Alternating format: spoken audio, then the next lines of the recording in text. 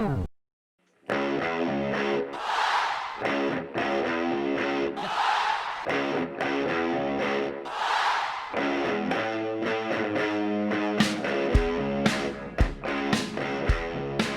everybody, and welcome to Book It Vince, the wrestling dream match podcast on the internet. I'm one of your hosts, Martin Bennett, and with me, as always, is the bionic redneck, Anthony Hall. That's me. The bionic redneck. Every week we test out, do I say a nickname, and does Anthony know who that's referencing?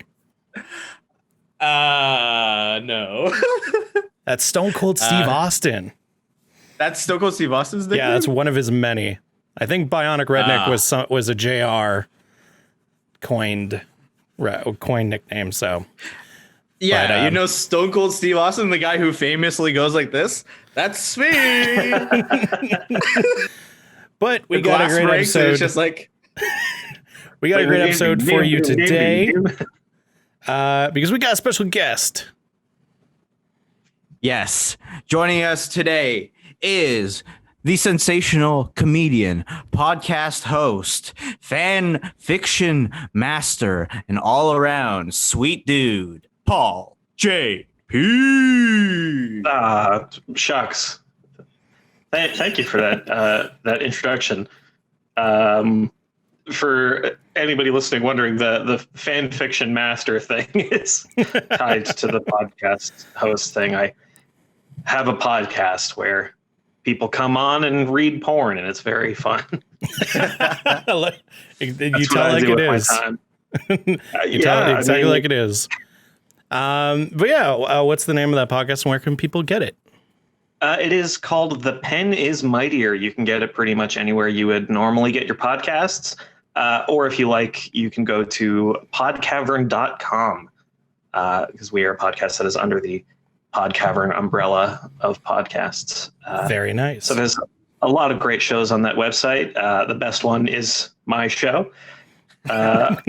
Just like, any other podcast place you would go. This guy's trying to get himself over. Exactly.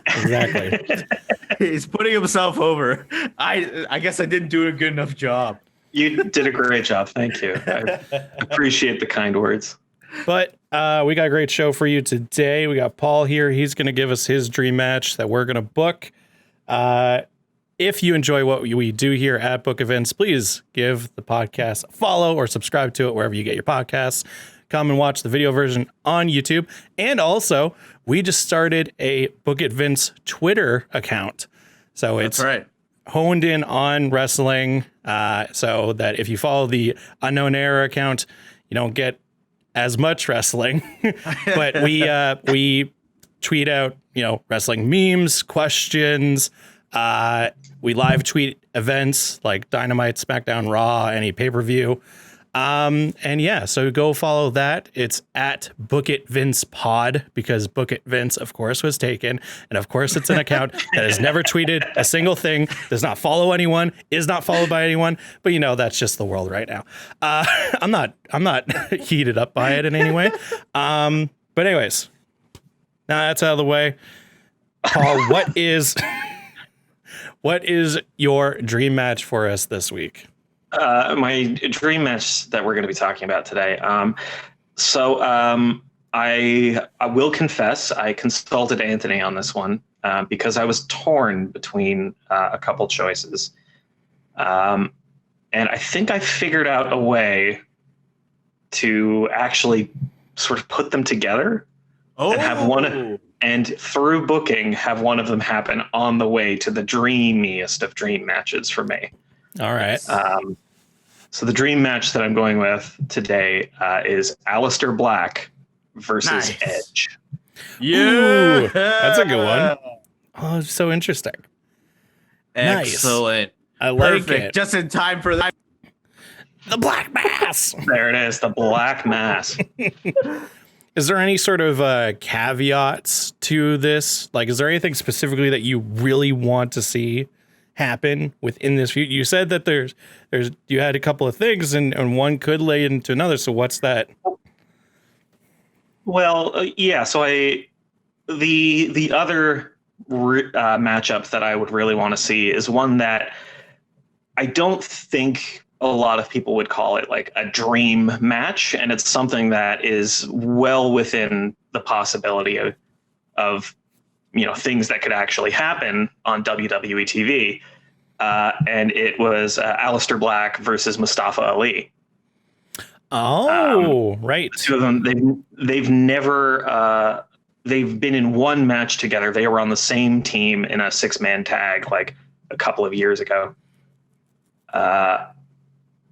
And my thinking was that a great way to get to Aleister Black versus Mustafa Ali, or I guess Ali as he's just called now. No, they gave him back his name. They gave him back his name. Good. Yeah, because WWE, loves to take and give people their real names. Yeah.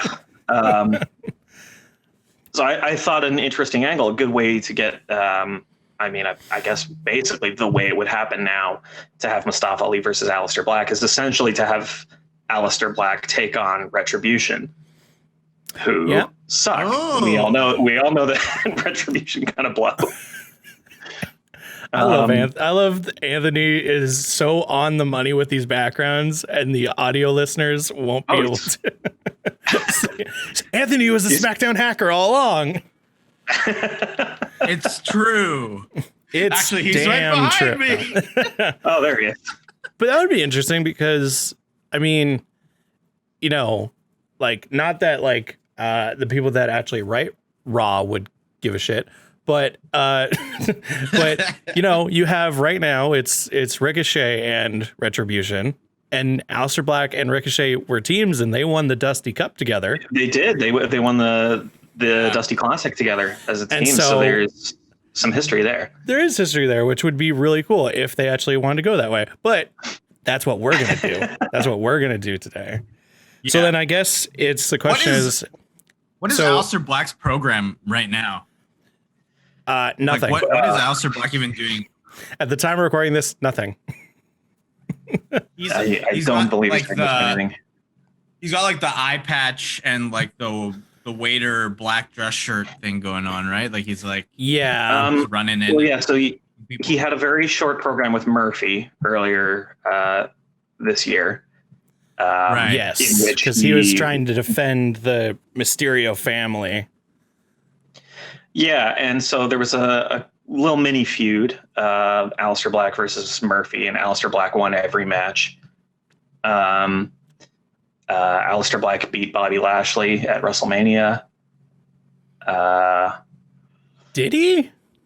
He did in a one-on-one match. What was it? Was there any? I don't remember this match. What was it for anything? No, because Aleister Black hasn't held a singles title on the main roster. What in the world? No, it's a former NXT champion who's basically done. Huh. Yeah, fuck all on the main roster. It's kind of a. His last feud, I know that his last feud was with Kevin Owens, and it was sort of unexplained. Right. It was out of nowhere. And the explanation was that Kevin could have come out and saved him when he got his eye taken out by Seth Rollins and Murphy. He's like, you could have come out and saved me, but you didn't. You were with your family. It's like, yeah, in Montreal, which is like, and he hasn't, and then he hasn't been on TV. He hasn't been on TV since then, and it's probably somewhat connected to Zelina Vega being released by WWE. So, but yeah, what if he came back and then got caught up in Retribution, and then that led to Edge somehow, which I'm very interested to see how this is going to happen. Yes. So, Paul, how do you think this would start then? Like, what is the inciting incident? Well, so if we've got sort of the program right now of Ricochet versus Retribution, then we have a great way for Aleister Black to come into that angle. Black and Ricochet, they were in the Dusty Classic together when they both came to the main roster. They stayed a tag team. They had a tag team title match at WrestleMania that year. They didn't win. it's kind of a bummer for me. Before we get too much into like the actual booking of it, I really just I kind of want to gush just about how much I love Aleister Black, because for me it was never even when I was invited onto the show here, it was like, oh cool, I get to think about who I want to see Aleister Black fight. Yeah. And like that background, honestly, a lot of it, just despite the fact that I think he's cool as shit, all the heavy metal aesthetic that I really identify with. Fucking it's awesome also entrance that they stopped doing, which is ridiculous. The raising was so cool in NXT. Yeah. It's also the fact that that he is Dutch, and I am Dutch. And so for him to be the first ever Dutch champion in WWE was something that was very, very exciting for me when he won the NXT title. Oh, I didn't know that. I didn't know that there had never been a Dutch champion in the WWE. Yeah, never. Wow. He was the first ever Dutch title holder in WWE. Rob Van Dam has like a Dutch name, but I don't think he's actually a Dutch person. Yeah. Well, I don't know. He does like marijuana a lot. Yeah. There might be more to this. I'll have to dig around a little later. We can mark this as the second episode where we ripped on Rob Van Dam. RVD, yeah. We love you, RVD. Yeah, if you want to smoke pot, you should be allowed to. Hard stance. Let's do it. No, but so I guess, that's where we go from is Aleister Black comes back to save Ricochet, I would assume. Yeah, to help out Ricochet, because I think, Aleister Black he works as like a sort of anti-hero face. Like he works as sort of like a dark Avenger kind of character. Mm-hmm. He also works as like a heel.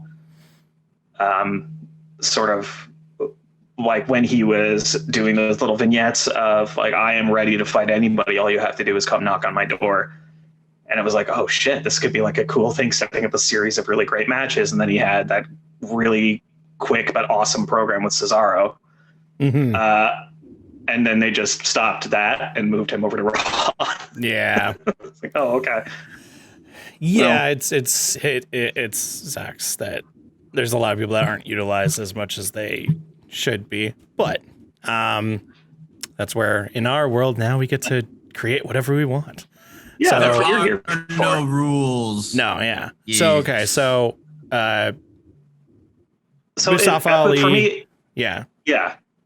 It works as if he, if he comes in to aid Ricochet in a battle against Retribution. But a thought that I had that might be more interesting is if we look at Aleister Black as like a sort of, not quite a heel, not quite a face, more of a tweener character.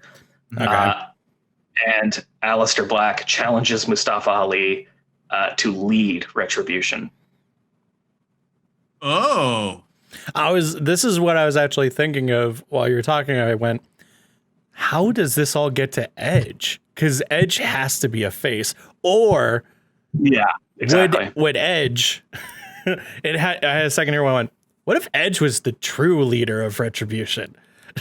That would also be quite a thing. What if Rated R stands for Rated Retribution? Oh God, no! Don't besmirch the moniker.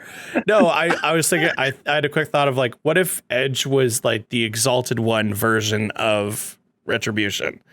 Would it actually then make it better? Like Brody Lee made the Dark Order better. Yeah, I think. Well, did we? We've sort of already had that reveal. Yeah, I guess when it was revealed that Mustafa Ali is exactly like the leader, and then maybe it would be interesting of like, oh, but also there's even somebody like above me, and it turns out that this whole time that Edge has been gone, he's been running Retribution from like behind the curtain. It could be interesting. I do kind of like the power dynamic struggle thing of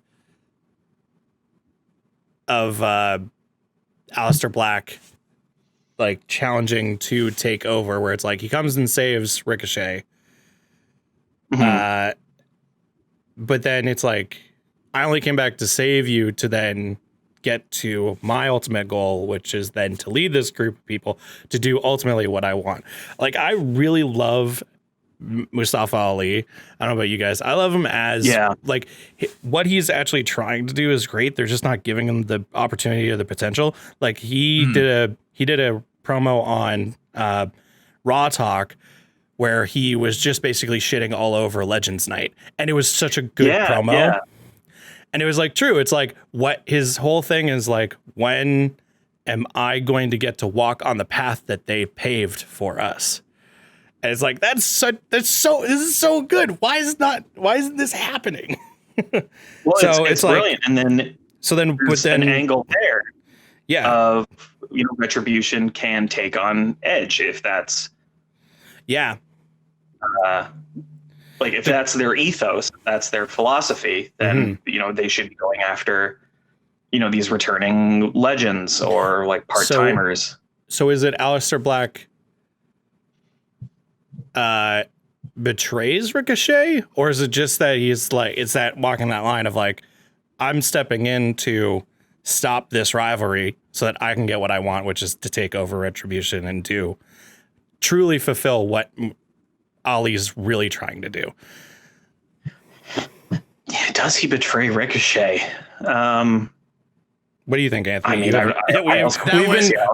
been talking, and I'm like, Anthony doesn't really say anything. I feel bad. That would be like such a Russo swerve for like Aleister Black to come running down the Titantron, and you're like, oh my goodness, he's gonna come save his dusty classic partner, the person he came to the main roster with, and then he comes in and just like black masses Ricochet in the face immediately, and then attacks Mustafa Ali. I mean, yeah, that would like really solidify the sort of like tweener, like sort of anti-hero character that we would be trying to push Aleister Black into if he actually did come in. He wasn't saving anybody. Yeah, if he wasn't saving anybody, and then sort of, that could be, Aleister Black joining Retribution, immediately making them more dangerous. Yeah. Former NXT champion, is now joined the fold. That's to me a big deal. I don't know if that's a big deal to anybody else. Yeah, well, I think it is cool. Especially if he doesn't have a shitty mask. But that's like one of my biggest things with Retribution is that they all have such shitty masks. Yeah. No, it's hard to, and also the big thing for me is the names. The names are like, there's the idea of Retribution could have so much potential, but then you give them names like Slapjack. Yeah, and like a paper plate mask. Like, yeah. But like Mercedes Martinez's and Mia Yim's names are great. I love Reckoning, and what was supposed to be Mercedes Martinez's name, I think was wasn't Revenge. It was an R word that was like, I think it was Retaliation. Yeah, that's what it was. Retaliation. It was Retribution. And Retribution had a member who was supposed to be named Retribution. Like, what if one of them was named like, instead of Mace, what if it was Rage? Or like, what if it was Riot? Or I mean, there's the Riot Squad, but whatever. I don't know. Yeah, there's so much potential. So okay, so Aleister Black re-debuts as Duct Tape. Oh no.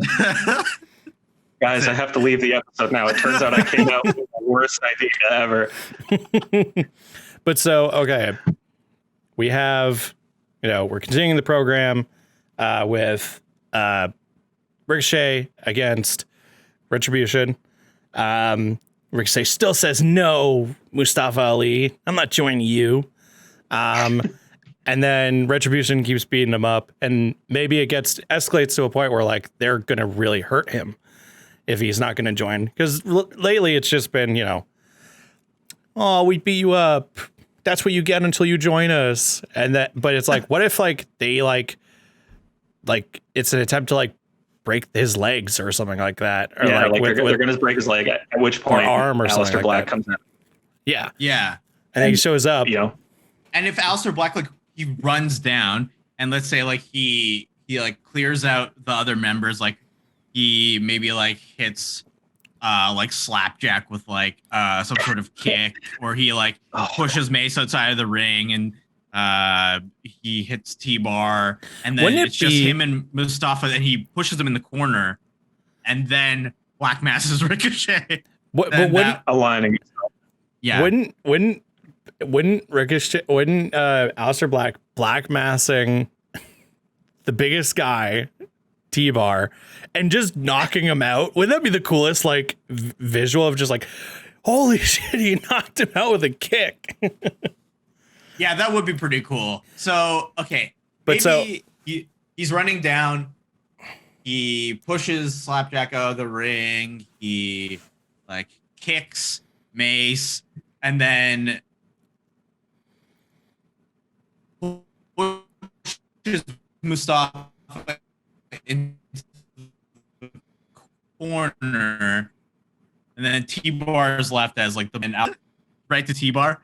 And he's like looking at Mustafa Ali, and you're like, oh damn, is he coming for Mustafa Ali next? And Ricochet is like slowly like recovering and like getting out of the little like, I don't know, like it's probably like a chair trap or something that he has his foot in, and then he just spins a kid.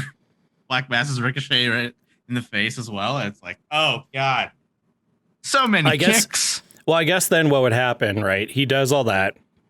He betrays Ricochet on the spot, which is a big deal. Mustafa Ali then like comes in to like be like, oh, so you're with us. Would he then do the exact same thing to him? And then it's revealed next week that he's challenging him to take over Retribution? I think that's one option. I think for me, maybe a better option is sort of more of a slow burn kind of angle like we had when Randy Orton joined the Wyatt family. Right. Okay. So he joins, and then the internal struggle of who's the true leader, sort of like what's going on with like Jericho and MJF right now, where it's like he's, you know, making nice with everybody, and it's slowly getting to this point where you're like, is he suddenly going to be like, and I'm the leader now? Also, sorry to audio listeners, the internet connection is a little iffy right now, so there might be a little delay. But anyways, so I think that's a good way. And So then we where get sort of that build. You know, there's tension. We can start building story, and we can build up Retribution in this time, and they start going after, you know, like maybe veterans on the roster, people who have been there, like for a super long time. Like they just mercilessly kick the shit out of R-Truth. Like everybody loves him so much, and they like destroy him. Like I think that's a really good way to get heat is it would be very very entertaining to see like one of those like classic bullshit like 24/7 style chases where like everybody is running after R-Truth, and then R-Truth just like runs into where Retribution is, you know, either having a meeting or congregating, and they just absolutely destroy him and then destroy the 24/7 championship too. Like that would be the perfect way to get that comedy title out of picture. Well, I like it. I don't have really a problem with the 24/7 championship, but how much heat do you think it would get if this like heel stable destroys the belt? Like it's just like is no longer a part of the program because they are so annoyed by this, and like they should be the ones who are causing havoc and doing shenanigans instead of this like stupid belt, and then people just like chasing around R-Truth, that they get so bad that they beat up R-Truth first and foremost, so they cut the belt in half, like bring back the chainsaw. Yeah, call out Rob Gronkowski. So I'm looking at the Raw roster right now, and it's interesting. There's not a lot of people who have been there like really super long. Like R-Truth literally is the person who's been on the roster for the longest time, because everybody else is like people who have joined. The only other one would be MVP, but everybody else, I guess Kofi Kingston. MVP. Kofi, I'm not sure. Like I think of as like Hardy. Jeff Hardy is another one. I was thinking like Jeff Hardy. Randy Orton. Yeah, those are the only like people that have been there for that long. Retribution. I know they made a big deal about them signing contracts and getting drafted, and it's like, well, they're just an official thing and everything. But wasn't their whole thing like they could show up on any show and just start wrecking shit? Yeah, bring that back. That should definitely be brought back. Is that the fact that they are not bound to a specific show? Like, sure, they have WWE contracts now, but like they're Retribution. They shouldn't even care about contracts. Like legally, they're employees. And they can just go wherever. Yeah, they fuck with Rey Mysterio over there, and then once they're done with him, they come back to Raw and start messing with. Is Randy Orton on Raw? Yes. Yes. Sure, and then that. I don't know, guys. Bring back the chainsaws. Bring back like the 40 extra dudes who are just like running around and like yelling and have baseball bats. But no, I think that's a great idea of, you get this short program where it's like you can then get like a really good Aleister Black versus Ricochet match, that would be dope. Oh yeah. And it's hard to say. I don't want to bury Ricochet. But like we're trying to build Aleister Black up to be like this force, so you have to have some casualties along the way, which then maybe that will cement the thing of Ricochet going back to like NXT or something, or switching shows and then getting a fresh start or whatever. But it's just like he helps put Aleister Black over as this like dominant force, and then you have this slow build of them taking on people. All while within that, you show this power struggle of Mustafa Ali versus Aleister Black. And within that, like, it's hard to say because it's not like you have like, I think where the magic of that feud would be, or that build and story would be on things like Raw Talk, or on things like, it's hard to do backstage stuff because right now, unless Aleister Black comes in and then like they let him have the ability to do like give him the mic and have him let him do promos where he like takes this certain turn with Retribution, where it's like instead of like Ali's thing of like I'm going to talk to you and this is what we want, and like spouting this sort of like rhetoric of what their master plan is. Instead, it's like trying to sow seeds of him taking control. Like it's very nuanced sort of a thing. Just because they're not really a group that like, sits there and talks. And I think a way to sort of push the power struggle is like maybe Mustafa Ali doesn't always accompany Retribution, like to the ring and whatnot. Like, I think there could be some matches where it's like Mason T-Bar versus like Andrade and Garza, but instead of Mustafa Ali being ringside, it's Aleister Black, and like every time Aleister Black is ringside, they win. But every time Mustafa Ooh. Ali is like with the group, they somehow get distracted and lose, and it's like always sort of Mustafa Ali's fault.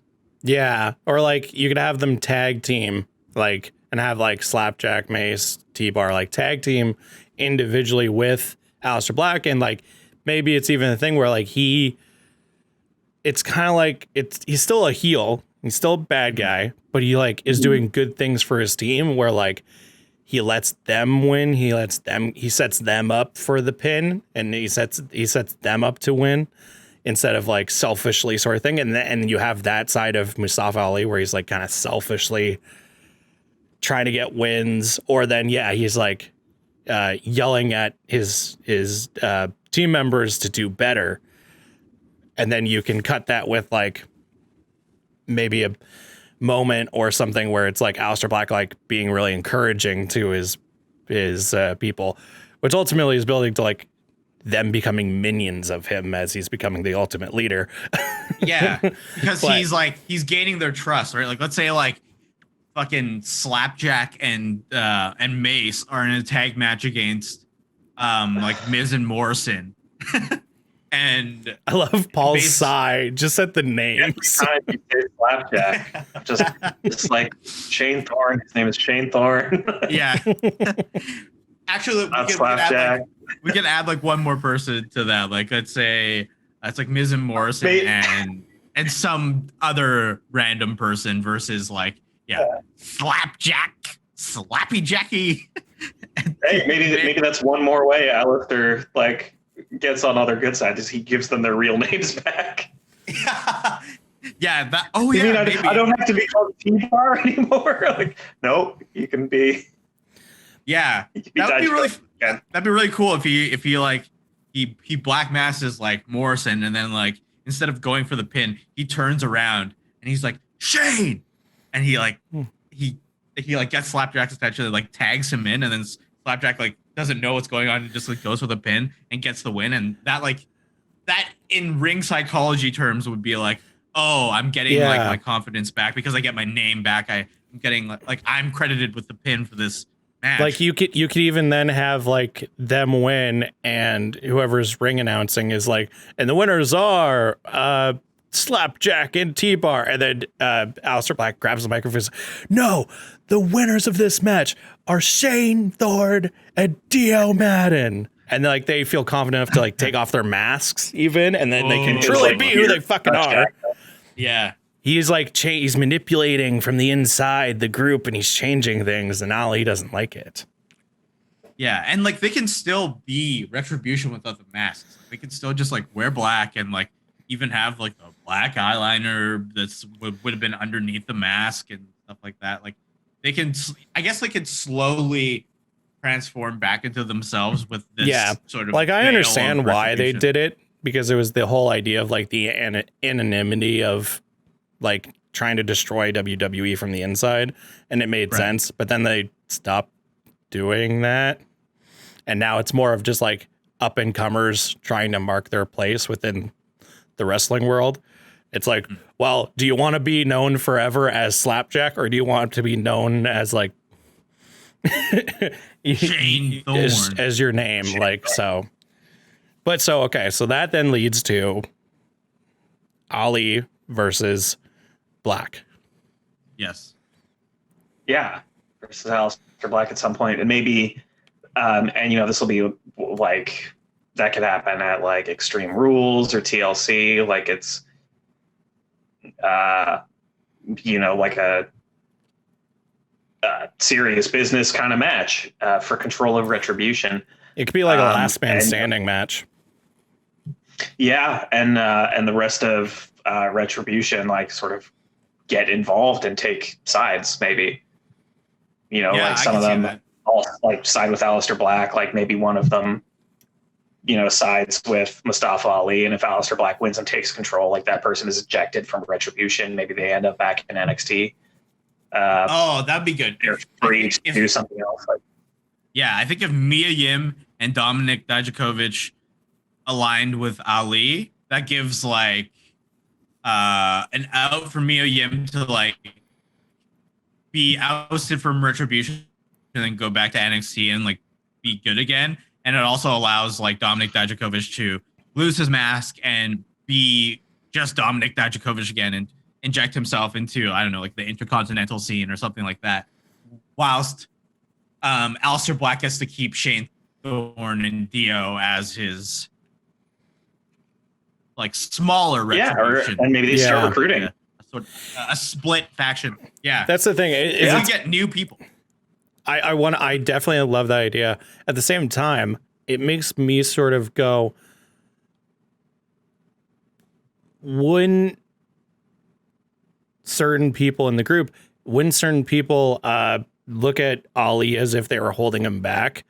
Like, but I think at the same time, you can kind of say that for every single one of them, where like Ali has been like yelling at like Mia Yim when she was losing, when she started finally wrestling on TV. Yeah. And so it's hard for me to see any of them sort of stick up for him. I honestly like the names of how you split them. I would actually reverse that, because who are we having win in this scenario? We're having Aleister Black win. So then who's going to get elevated with him? Yeah. And right now where we're kind of booking is that he's giving them the freedom through Retribution to be who they truly are. Themselves, to find their true meaning. Still taking over and still trying to stake their claim within the company by taking out legends or by challenging, the old ways. And it's like, who better to do that with than like someone who could eventually be a women's champion and someone who for sure should be a mid-card title and eventually, world champion Dominik Dijakovic. I like Shane Thorne. I don't know. I'm not the biggest Shane Thorne person. He could definitely be a really good mid-carder. Dio Madden is great, and I really want to see Dio Madden versus Brock Lesnar one day so he can get his revenge. But it's sort of like, stacking the deck in certain ways. And it's like, who would stick up for Ali? Who would stick up for Aleister Black? And I think, that's what I would say is having those two, because that would be a great faction of those three together. Okay. Agreed. Okay. So now where do we go from here? Let's say we have so now how does Edge get involved? Well, Edge is out right now. But he's going to come back eventually, right? Mm-hmm, yeah. We hope. And Retribution are continuing this crusade against, maybe Jeff Hardy, Rey Mysterio, maybe John Cena comes back. Oh no, not John Cena. No. No. Yeah, and they beat him. They beat. How could you beat John Cena? They beat John Cena, thus avenging the Nexus. Oh wow. I'm quickly looking up something, but you guys continue. I saw a John Cena pop figurine at Dollarama for $4, and I might go back and get it. Hell yeah! But it was a Word Life one. It was like he's like doing this. Oh, nice! And I'm like, shit! I should go buy that. So I guess my question is the return of Edge immediately into the Aleister feud, or is Edge going to do something before? Well, like, where did Edge leave off when he got hurt? He got hurt in that like too long match against. You mean the greatest wrestling match ever?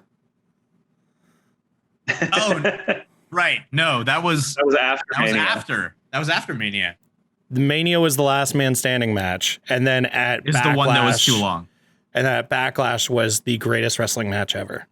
The greatest wrestling match ever, which we were all mocking going into the match, and then it was actually pretty good. It was good. It was a good match. It was definitely better than their match at Mania, but it wasn't the greatest wrestling match ever. Well, obviously, it wasn't the greatest wrestling match ever. Okay, so he was in the greatest wrestling match ever, got hurt, coming back. I guess he would go after Randy Orton, probably. So yeah, they've got unfinished business going on there. So I just looked up. It took me a little sec to look this up because I remember when Edge came back, he went on Corey Graves' podcast and listed a bunch of guys that he really wants to face. He said AJ Styles, Cesaro, Nakamura, Matt Riddle, Ricochet. Oh. And so I was thinking, like, we've done it before, so maybe we can put it on put a new spin on it.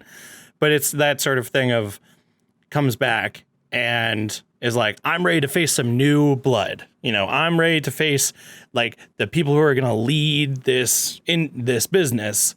And he can pick guys like, you know, Ricochet or like Cesaro or like Nakamura. And maybe it's a thing of Aleister is then going like, okay, you want to give opportunity to the people that are going to lead this business, then leave.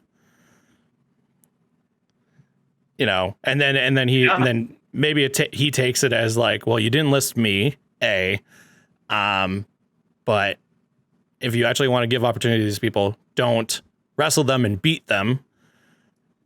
Just leave and let us wrestle.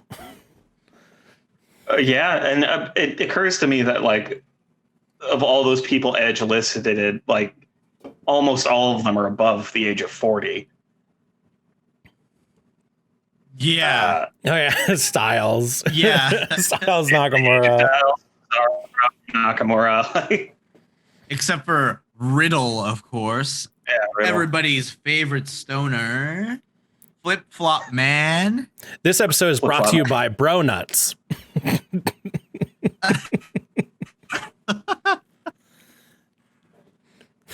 God. Your favorite brand of donuts. Oh yeah. Okay, so I like that it's like that that maybe Edge wrestles Bro Nuts Riddle his first night back. He beats him and then Aleister Black. Aleister Black comes in, Black masses Riddle, and Riddle leaves WWE forever. Yeah. I'm not super hot on Matt Riddle. I was at one point.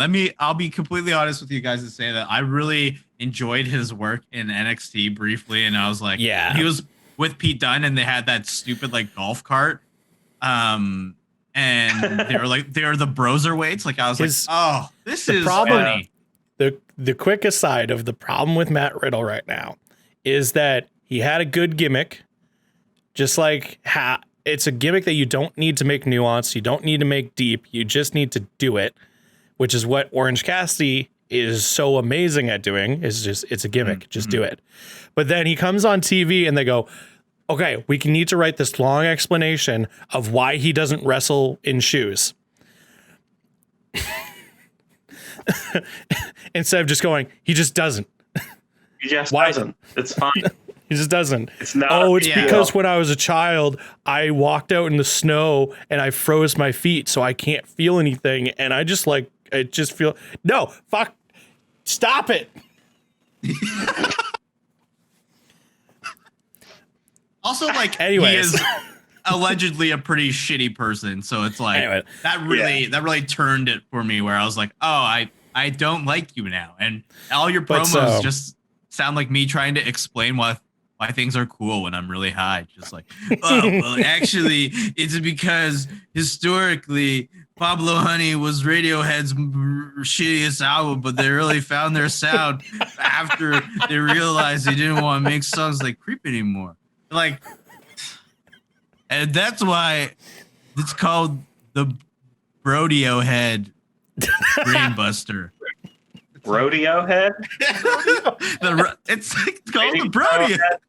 Rady Bro Head. It's called the Rady Bro Head. Oh Lord. Okay. Broken computer. Yeah, Broken Computer is a great. My favorite album by Brodiohead is Broken Computer. But okay, so reggae radio cover band. get back on Broken track. computer. Oh, Okay, so we have been sidetracked. Edge comes back. Yes. yes.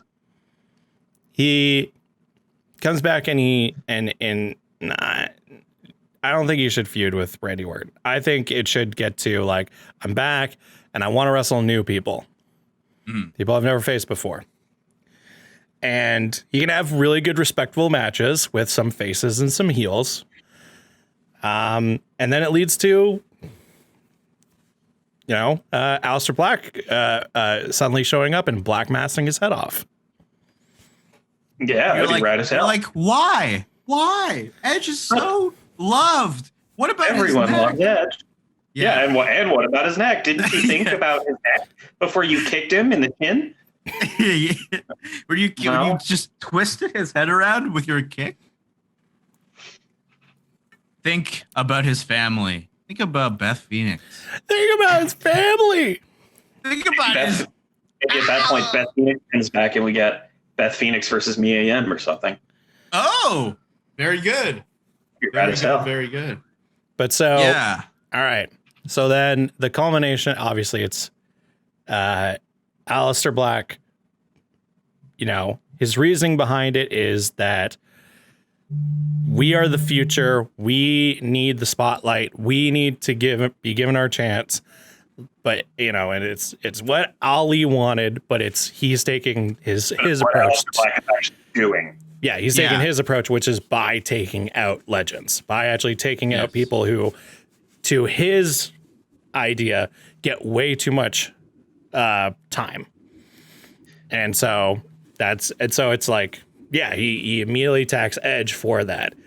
And I guess, he cuts a promo or there's a special where he just lays into legends, why Edge shouldn't be there. And then maybe it's Survivor Series. He beats Goldberg in 10 seconds. Like that. That'd be good. You just want Aleister Black just to pass Goldberg. Get out of here, never return. Spot, Aleister Black versus Goldberg is not my dream match. It's just very but would that be crazy though? Like, think about like Goldberg like in the corner loading up for a spear, and then he's just running towards Aleister Black, and he just runs straight into a black mass. Yeah, you could have leading up to this, where it is that time of Aleister Black taking on people. It's tricky because it is still walking that line where you're like, I love Aleister Black. Oh, damn you, Aleister Black, where he like takes out people's favorites. But then wouldn't it be cool if he had a match with like Randy Orton to be like, I am now the true legend killer? Like it's a passing of the torch to a new generation of wrestlers where it's like, you are now the legend killer. So, and maybe that could be killing legend. That makes sense too, because if he becomes the true legend killer and he's the one who's beat Orton, then it makes sense that Edge be like, well, if you want to kill legends, you're going to have to kill me. Yeah. And then with the black mass. But yeah, I think then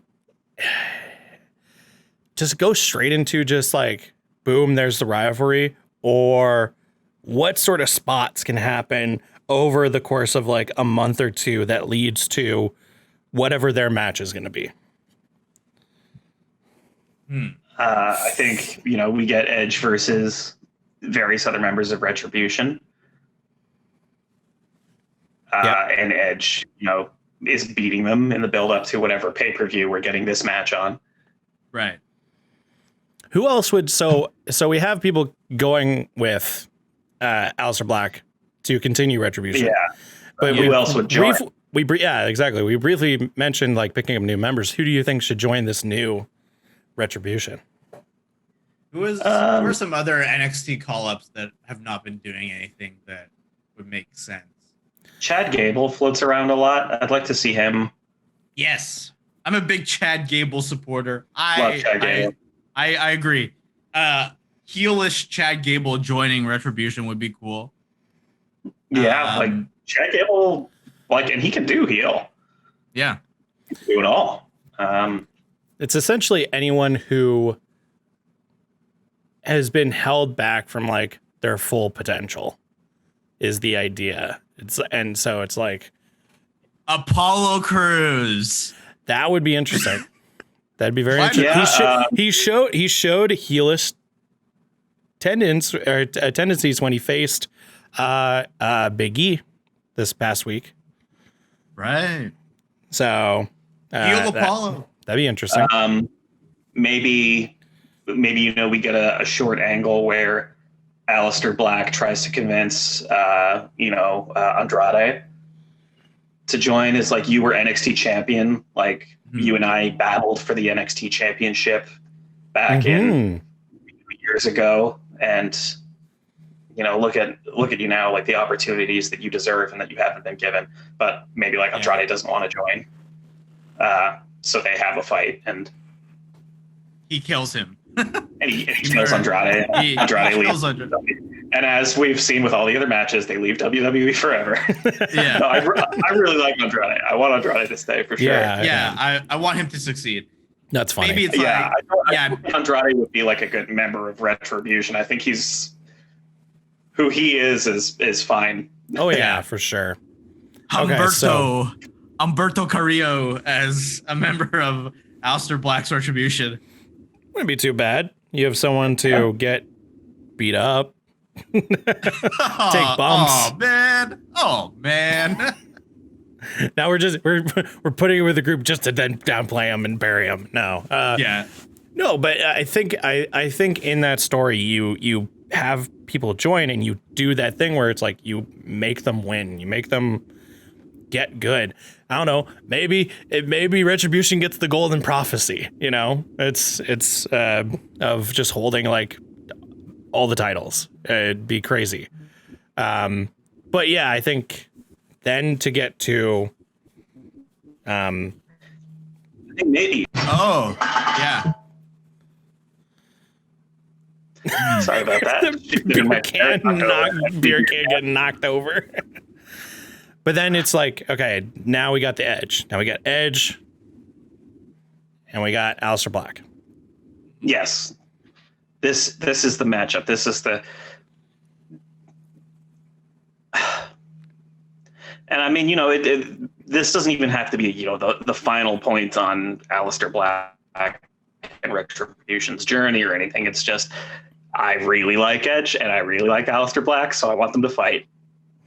Well, it makes sense in terms of the storytelling and the current sort of direction that Mustafa Ali is trying to push Retribution in. Of that, like making opportunities for the people who are in the company, not the people who are returning for one night only. And Edge, as much as we love him, he's not a full-time guy. He's a one night only kind of guy right now. And even when he comes back, he'll be he'll main event one pay-per-view and probably go away for a while.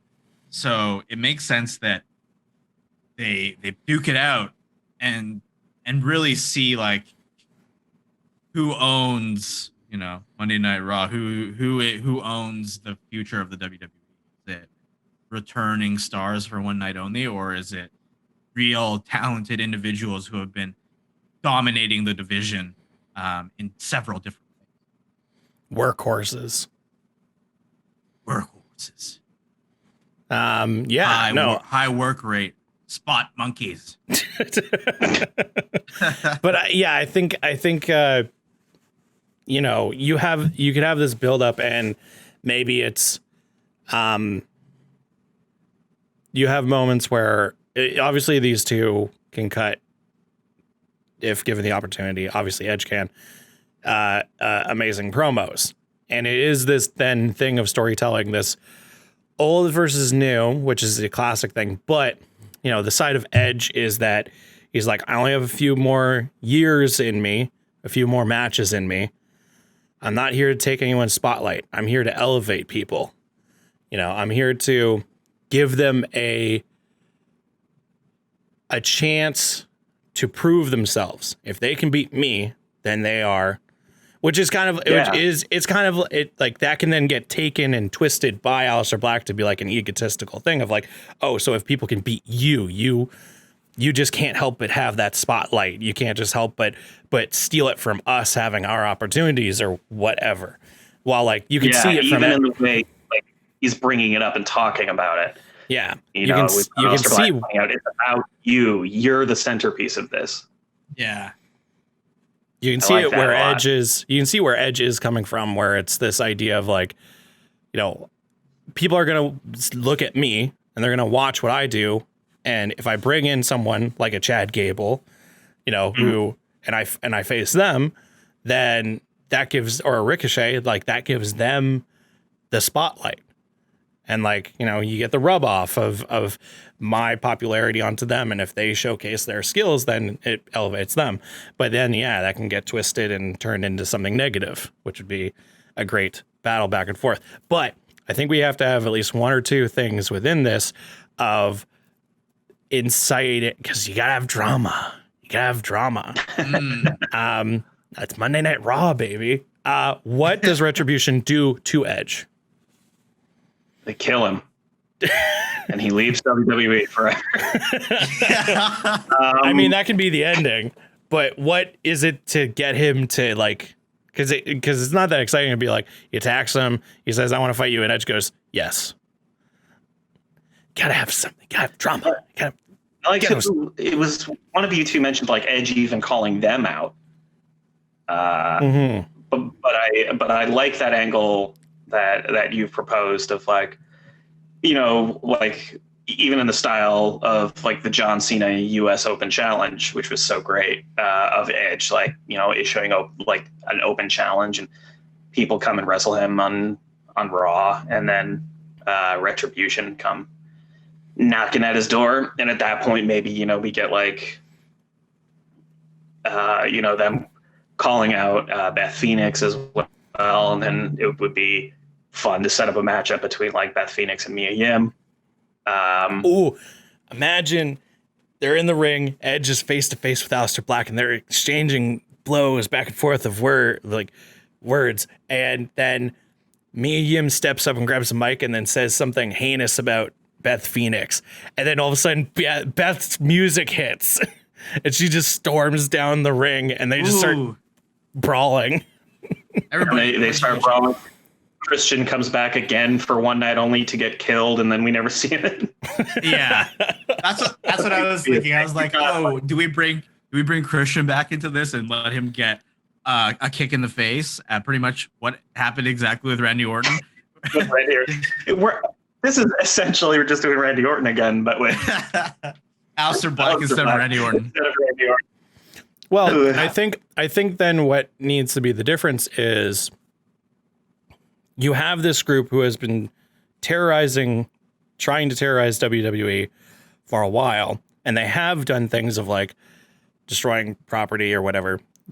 You have that group mentality. It's like, well, what if they do something to Edge to like try to permanently put him out, where it's like, but you do it on a grand scale where it's like bring back something like the limo explosion, destroying the car, like something like crazy like that, like where it's like Aleister Black truly just wants Edge out of the picture, and he has his cronies maybe do something really powerful on screen that's just like, damn, like oh shit, is Edge okay? And of course he makes the big comeback and, you know, all that stuff. But I thought of an image that might be really cool is, you know, like they're, you know, after a match with where Edge is like taking on somebody else, and they like have a great match, and, you know, Edge like just pulls out the win against, maybe Cesaro or somebody. They have a good match, like handshake, and then Retribution jumps them all, and we get the beat down. Edge is, you know, he's overpowered by just numbers, and and they set him up like in a chair or something where it's like, oh, they're gonna fucking break his neck. Like this is it. They're gonna break his neck, not like the Seth Rollins with his foot on his neck. Like, yeah, John, you gotta bring back the authority. I'll do it, John. Not like that. It's like, oh fuck, this is actually gonna happen. Yeah. And then we get Aleister Black, like, he goes for like his springboard moonsault that he does, and it looks like he's gonna like moonsault onto the chair and break Edge's neck, but instead he doesn't land on the chair. He lands on the canvas, like cross-legged, like he's classic and does. And right there, and he's like, you see how close, like, you see, I could have ended it for you right there. So this is your last chance for you to voluntarily leave before I make you. It could be cool if there was like, that's crazy. If that was a reoccurring thing, like maybe once or twice, where it's like he does it once just to send a message, and he does it again and comes that close to like, I'm going to put you away if you don't leave, and then it's finally the big match of like, I mean, it would. It's hard to say it would build up to this thing of like, leave WWE forever, but could definitely be a thing of leave and then he comes back later. Yeah, like everything that's what happens. Black wants, right? Yeah. And I think it's great to show then Aleister Black's like ruthlessness with that, where could even maybe not directly to Edge, but like to like Christian or someone or even to Beth. Where I feel bad doing it to Christian though, because that's all he ever comes back for now. Is I know. To get his ass. But I'm just thinking of like having Aleister Black. Like, I love it when wrestlers like get where you don't know where they look so angry, like enraged, where their acting skills are being pushed to the limit of like just foaming at the mouth, like wanting to looking like they really want to hurt someone. And like you could have Aleister Black do that where he's ordering them to like basically really hurt someone and put them out for good. And you're like, oh shit, he's serious. Yeah.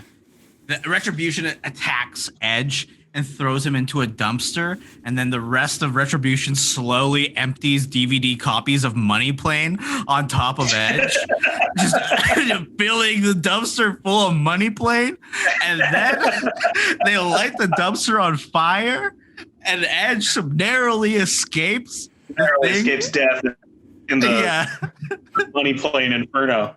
The thing that almost killed his career for real, Money Plane. And Kelsey Grammer's there.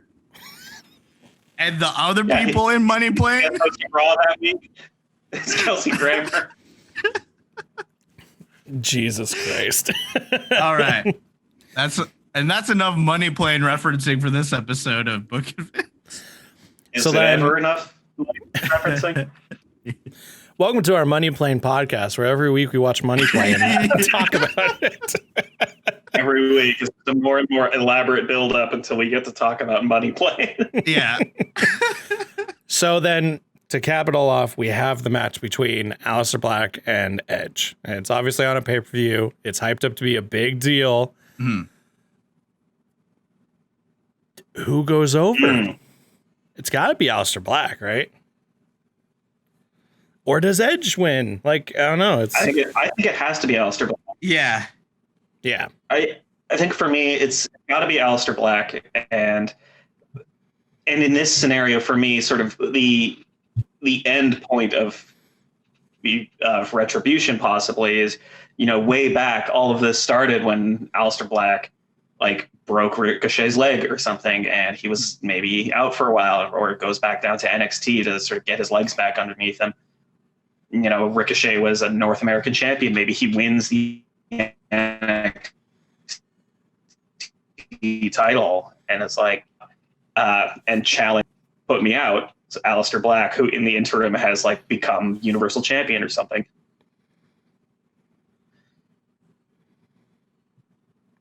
And then we get versus Ricochet for the title, and that would be really cool. A very smarky kind of.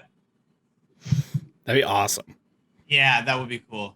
So I guess Aleister Black would go over, and as all of this has been happening, you're right. It's like Ricochet has been rebuilding himself up, and then maybe the next pay-per-view is Money Playing in the Bank match. Money playing. Fighting on the ladder for the suitcase. Yeah, It's a ladder on a plane. suitcase. Yeah, it's a little plane shaped suitcase, and it opens up. Inside is money combo inside. DVD, Blu-ray. Yeah, Money play. it's just a special edition version of Money Playing, and if you have it, you can challenge for the Universal Championship. Lovely. Yeah. So Money playing on a pole. and that is how the Aleister Black versus Edge match would go. Money playing on a pole match. Yeah. This is actually funny because it's really going to tie into our question for the week. But anyways, I would think that the Aleister versus Edge would be just, it would be brutal. Like it's always hard for us to like do a play-by-play of a match just because we're not like, we are wrestling fans, but like we're not wrestlers, so we can't like, talk about the beat by beat of how like a match would go, but you do know like their moveset, you do know their signatures, and it's like kind of like how we said that Aleister beating Goldberg would be done. It's like he goes for the spear, and then in the middle of the spear, he just gets his head kicked off, But I still think it would be a great, hard-hitting match full of emotion, and you can have Edge bring out his ruthless side. You show Aleister's real power and potential. And it's a last man standing match, right? That's what we decided on, that it's a last man standing match. I think last man standing we had the stipulation for him versus Ali for control of. Right. Okay. Right. So maybe it's just like your standard, like no DQ, falls count anywhere, or greatest wrestling match ever. Ooh, long play build. Mhm. You have it's just a regular wrestling match, right? Edge gets put on the shelf. Then in like 6 months after Aleister Black has become WWE Champion, Edge comes back, WrestleMania match, hardcore match, and then you just have these two destroy each other. Oh, so they wrestle again? The feud is not over. It'd be interesting. You build Aleister Black and Retribution to be this like top faction. You build him to be a champion, and then it's like, okay, now is the point where like he reached the top. Now we can kind of whittle him back down to be, to have other feuds and have other things, and like, and Right. that way it's like Edge gets his revenge. You get like this like awesome hardcore match between the two of them, and like there's all this storytelling behind it, and like, but you build that way after the fact. Mm-hmm. This is a long feud. We've got some long-term. Yeah, it's a lot of long-term storytelling that I don't trust WWE.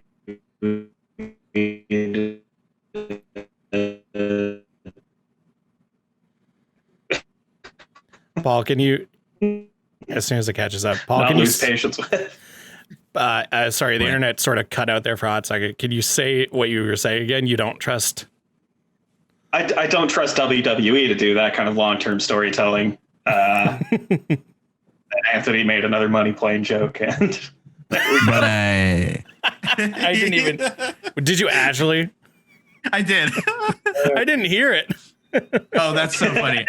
So Paul was like, I don't trust WWE to do the long-term storytelling, and I was like, yeah, and I don't even trust the writers of Money Plane with that long-term storytelling either. But there we go. That is Edge versus Aleister Black. The build, the build of Aleister Black to become one of the most dominant forces in WWE. Yeah, it's really like the episode was Aleistar Black takes Retribution and fulfills Ali's prophecy. How Aleister Black can become WWE champion. Yeah. In reality, That's what I want to see. yeah. In reality, what's going to happen? Who knows? Is Who Aleister knows? Black's contract just going to run out and then he's going to go to like anywhere else? Probably. Who knows? We don't know, but that's the beauty of Book It, Vince. So to close out the episode, we have our viewer question, and we also have our match recommendation. So our question this week, as always, you can submit questions. Either we reach out on social media and ask for questions there, or you can always submit a question by going to our website, www.unknownarafilms.com/bookitvince. Submit a question there. Or you can submit questions in the comments of the podcast. This one this week is kind of ties into what we were sort of saying, which is really funny. The question is, if you could invent a gimmick match, what would you do? So I guess Anthony's answer is money playing on a pole match. Money playing on a pole match, baby. Oh God. Oh, I can't believe I burned the money playing on a pole match for this question. Damn. I mean, what hasn't been done? It's Okay. yeah, that's the thing. Like the on the pole is always an easy like go to. How about this? It's a match. It's like a battle royal. And then you face the Miz at the end to be the new lead of the Marine movies by the WWE. Ooh. There you go. Yeah. Last Marine standing. Last Marine standing match. I mean, I think if I were to invent a gimmick match, it's tricky. Yeah, that is really tricky. Like, does it have to be God. good? Because, like, obviously, No, it can just be bad. Like queso match. It's like mimosa mayhem queso mayhem match. First person to dump the other one in a giant giant vat of cheese. Enormous vat of hot melted cheese. No, I think that match would be pretty fun to do. Wow, nice. I'm gonna Fun to do. in post. I'm gonna add. You got Cesaro in that. Yeah. The Swiss. I really liked on our holiday episode, we came up with the buried alive in snow match. Oh yes. I like that one. I still think that's a good hilarious, where you just have them wrestle outside in like freeze. It'd be so not safe, but like it's freezing. There's snow outside. You could fake it probably, but But they could wear snow gear. Like they could have like outdoor wear versions of their ring attire. that'd be kind of cool actually. So It there you would go. be easy to market in WWE Supercard. There you go. You could do that, or then action figures with alternate costumes. That'd be cool. So We're but just giving WWE ideas just to print money. At we this just point. give everybody ideas because everybody listens to this podcast and steals our ideas. Tony Khan. all of no. the bookers of the world. Oh, I've got one. Nice. So instead of Hell in a Cell, it's Hell in a Chell, and it's a match where they have to wrestle on a standard-sized NHL hockey rink on ice. Oh yeah. Oh, you could have it's like this stadium stampede match, but instead it's in a hockey rink. That'd be wild. Crazy. Yeah. What about Hell in Basel? Tell us about Like Hell in margarine. Basel. So it's just there's butter everywhere. It's just the ring is just greased with Basel margarine, and that's it. That's all. Oh, that'd that's all I got. be so bad for their skin. It's covered in butter. It's the Michael Nakazawa. Yeah. Michael Nakazawa and Hornswoggle in Hell in Basel match. You could do Bell in a Cell, which is, it's like a 30-minute Iron Man match, but instead of wrestling, you're sat at a desk opposite the other wrestler at a desk, and you're trying to negotiate the lowest price for a all-included internet cable package. Price for the highest megabit speed is the winner. Yeah, perfect. You're trying to get customer retention on. You're like, hey, can I speak to the customer retention department? It's like, oh my god. I love it. That's a top rope move. I love it. If you have any gimmick matches that you wish were real or that you want to create, please let us know online. And to close out the episode, we have our match recommendation of the week. I'll say that again. Match recommendation of the week. And so, Paul, what is a match that you think everybody should go watch? I have spent this entire thing talking about Aleistar Black. So my recommendation is Aleistar Black versus the Velveteen Dream at NXT War Games. Ooh. Oh, was that nice. Was that when he was champion? No, it was before he was champion. The whole thrust of the feud was essentially Velveteen Dream trying to get recognition from Aleistar Black by basically forcing Aleistar Black to say his name. But because Aleistar Black is freaking amazing. Really, really good. Yeah. Very nice. Do you remember? That is a good match. Which takeover? Oh, it was War Games. It was the first War Games. First War Games in 2017. Nice. So yeah, go watch that. Yeah. Oh, that is a great match. And Aleister Black versus Adam Cole is also really good. I forget which takeover that's on, but that had that crazy spot where Aleister Black was doing the off the apron moonsault thing, and Adam Cole kicked him in the face during the moonsault. Adam Cole just is so good at kicking people in the face when they're flipping. There's that amazing gif of him doing the exact same thing to Ricochet, where Ricochet's doing a moonsault and Adam Cole just kicks his head off mid moonsault. But so perfect. Yeah. Well, we'll end the episode before the internet completely drops. Couple little issues, but it's all good. Anyways, so yeah, there we go. Go watch Aleister Black versus Velveteen Dream on our website. We link to all of our match recommendations, so you can go watch that. We also are going to start tweeting about them as well. But yeah, there we go. Thank you so much, Paul, for joining us. Yeah, thank you for having me. It was a lot of fun, and I got to talk about a guy who I feel like more people should talk about. So, yeah, always fun. Perfect. So, oh yeah, Dad, watch out, Anthony. Don't get kicked.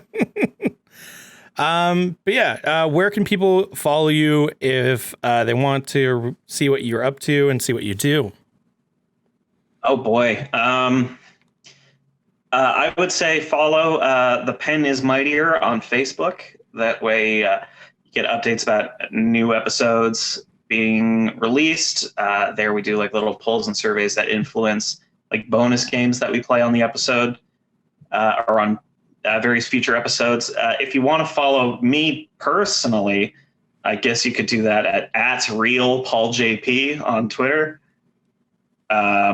where I don't really tweet a lot about what I'm doing except for, updating progress on my New Year's resolution for 2021, which is to do more fucking. Awesome. And perfect. So far, it's not going great, but I remain optimistic. Hey, you have 300 and 49 days. So yeah, and I appeared on a fantasy booking wrestling podcast, so that should really help my odds with the ladies. completely. Yeah, that's what we do it for.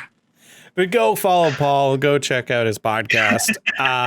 You can, of course, follow everything that we do here at Unknown Era Films by following us online and checking out all the content that we make over on our YouTube channels, and also just following us by looking up at UE_films. You can follow myself online at Barton_Minute, and you can follow Mr. Anthony Hall At Hall and Jokes on Instagram and Twitter. And also, don't forget to follow our Twitter account at Book It Vince Pod for all of our live tweeting shenanigans. There you go. Thank you so much for joining us. Again, have a safe and amazing week. Go watch some wrestling, and we'll see you next time. Bye-bye. Bye.